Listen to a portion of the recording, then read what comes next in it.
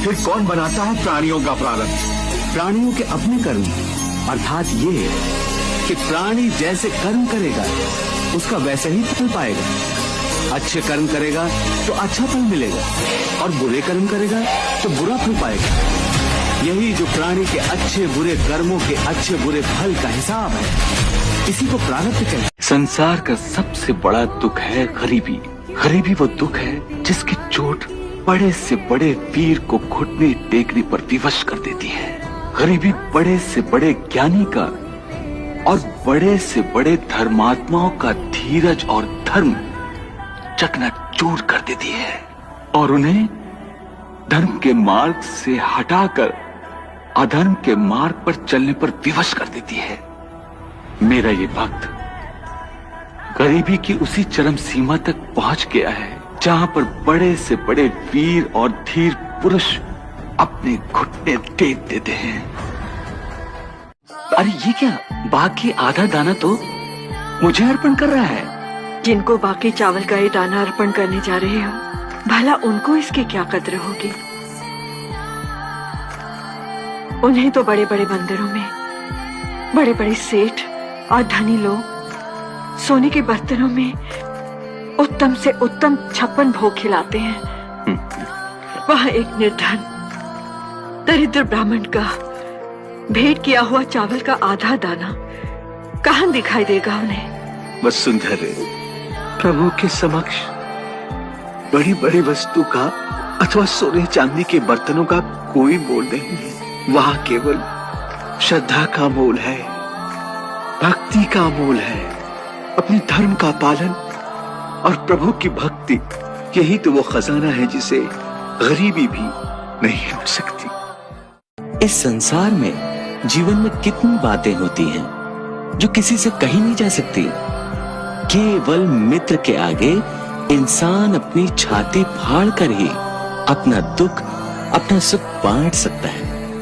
अपने परिवार का, अपने संसार का, संसार में मित्र से अधिक सहायता करने वाला कोई नहीं होता। भाई बहन रिश्तेदारों से अधिक मित्र कर सकता है।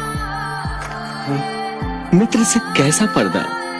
बताओ क्या बात है? मन को संतोष प्राप्त हो तो मनुष्य अपने साधनों में ही खुश रहता है। तुम मेरी चिंता न करो, मेरे घर में सब कुशल मंगल ही है। ठीक है, जब तुम कहते हो तो ऐसा ही होगा, ऐसा ही होगा। ना सुख स्थायी है ना दुख स्थायी है। परंतु हे केशव, क्या सुख स्थायी नहीं हो सकता? सुख स्थायी कैसे हो सकता है पार्थ? ये संसार तो परिवर्तनशील है। यहाँ हर क्षण परिवर्तन होता रहता है पार्थ। परिवर्तन तो प्रकृति का नियम है। यहाँ कोई भी वस्तु स्थायी नहीं होती। तुम्हें याद होगा, मैंने तुम्हें पहले ही बताया था कि हमारे शरीर की अवस्थाएं भी स्थायी नहीं है। फिर सुख और दुख कैसे स्थायी हो सकता है?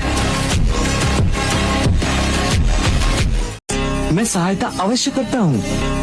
अपने भक्त को मैं कभी बेसहारा नहीं छोड़ता।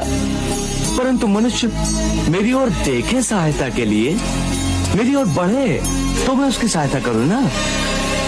परंतु वो मेरी ओर बढ़ने के बजाय अपने अहंकार में डूबा रहता है, अपने बाहुबल के घमंड में पड़ा रहता है। वो तो इस भ्रम में पड़ा रहता है कि संसार में उससे बढ़कर कोई नहीं है। वो तो केवल अपनी बुद्धि और अपने बल पर ही भरोसा करता है। अपने बाहुबल पर उसे अपने परमात्मा से भी अधिक विश्वास होता है।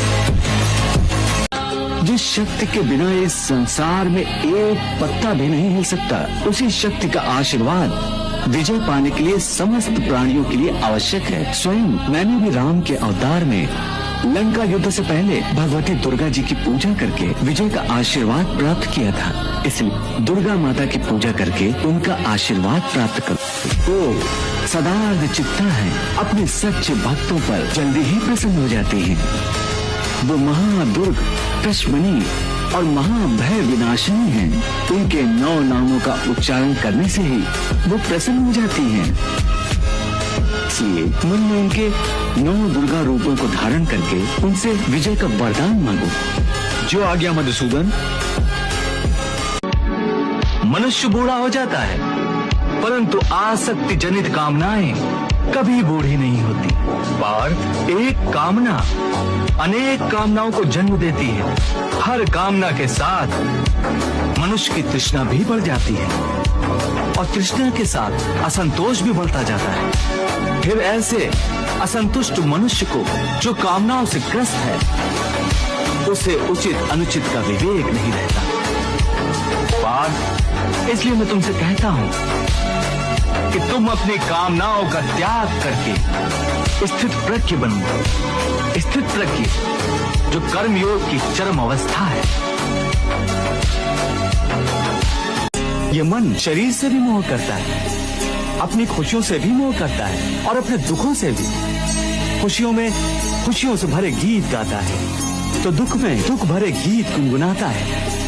अपने दुख में दूसरों को शामिल करके उसे खुशी होती है। किसी भी प्राणी को उसका मन जीवन के अंत तक अपने जाल से निकलने नहीं देता। रस्सी में बांधकर उसे तरह तरह के नाच नचवाता रहता है।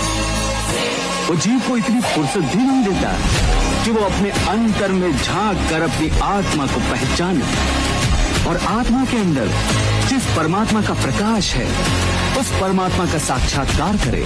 हे पार्थ, प्राणी के लिए आवश्यक है कि प्राणी अपने मन को काबू में करके अपने अंतर में झांक कर आत्मा को देखे। तब उस आत्मा के अंदर उसे परमात्मा का प्रकाश स्पष्ट दिखाई देगा। यही सांख्य योग का ज्ञान है कि मनुष्य को एक सन्यासी की भांति सोचना चाहिए कि ये सब रिश्ते नाते मोह को उत्पन्न करते हैं और मोह इन रिश्तों को इतनी जोर से पकड़ लेता है जैसे एक लोभी पुरुष नदी में डूबते हुए भी धन की गठरी को नहीं छोड़ता और आखिर में उसी गठरी के बोझ से खुद भी डूब जाता है। इसलिए अपने मन को सन्यासी बनाओ और इस मोह के बंधनों को छोड़ो और इस बात पर ध्यान दो कि इस समय तुम्हारा कर्तव्य क्या है, तुम्हारा धर्म क्या है और उसी के अनुसार कर्म करो।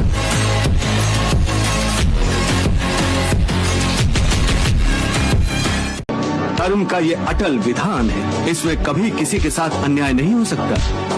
हे अर्जुन, प्राणी का कोई भी कर्म नष्ट नहीं होता। मनुष्य को अपने हर कर्म का फल अवश्य मिलता है। प्राणी के कर्मों के अनुसार उन कर्मों का फल हर मनुष्य के प्रारब्ध में लिख दिया जाता है। इसी कारण हर जन्म में मनुष्य अपने ही कर्मों के बंधनों में बंध जाता है। इसी कर्म के बंधन में बंध जाने के कारण मनुष्य आवागमन अर्थात जन्म जन्मांतर के चक्रव्यूह में फंसा रहता है और उसे मोक्ष प्राप्त नहीं हो पाता। तुम्हारा मन तुम्हारे काबू में नहीं है क्योंकि तुमने कर्म योग नहीं अपनाया। कर्म योग से मन काबू में रहता है।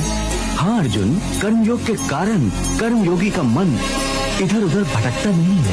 कर्म योगी की बुद्धि स्थिर हो जाती है। जिस प्रकार पत्थर के एक मजबूत चट्टान को नदी की तूफानी लहरें भी विचलित नहीं कर सकती, बहुत बड़ा जल प्रपात भी जिस पत्थर को नहीं तोड़ सकता, उसी प्रकार कर्म योगी का मन भी न बाढ़ से विचलित हो सकता है और न भावनाओं के वेग से। शास्त्र कहता है श्रद्धा और भक्ति से अर्पण किया हुआ एक पत्ता हो, एक फूल हो, चाहे पानी की एक बूंद हो, वह उसी से संतुष्ट हो जाते हैं। सो हे देव, हम श्रद्धा और भक्ति के साथ इस तुच्छ भेंट आपके उस विश्वात्मा रूप को अर्पण करते हैं। इसे स्वीकार करें ताकि समस्त विश्व के प्राणियों की आत्मा तृप्त हो जाए।